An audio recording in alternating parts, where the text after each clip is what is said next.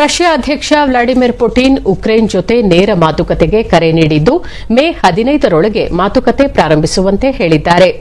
ಟರ್ಕಿಯ ರಾಜಧಾನಿ ಇಸ್ತಾನ್ಬುಲ್ನಲ್ಲಿ ನಡೆಯಬೇಕೆಂದು ಪ್ರಸ್ತಾಪಿಸಿದ ಮಾತುಕತೆಯ ಸಂದರ್ಭದಲ್ಲಿ ರಷ್ಯಾ ಮತ್ತು ಉಕ್ರೇನ್ ಹೊಸ ಕದನ ವಿರಾಮಗಳನ್ನು ಒಪ್ಪಿಕೊಳ್ಳಲು ಸಾಧ್ಯವಾಗಬಹುದು ಎಂಬುದನ್ನು ತಳ್ಳಿಹಾಕುವುದಿಲ್ಲ ಎಂದು ಹೇಳಿರುವ ಅವರು, ವಿವರಗಳನ್ನು ಚರ್ಚಿಸಲು ಇಂದು ಟರ್ಕಿಯ ಅಧ್ಯಕ್ಷ ರೆಸೆಪ್ ತಯ್ಯಿಪ್ ಎರ್ಡೋಗನ್ ಅವರೊಂದಿಗೆ ಮಾತುಕತೆ ನಡೆಸುವುದಾಗಿ ತಿಳಿಸಿದ್ದಾರೆ.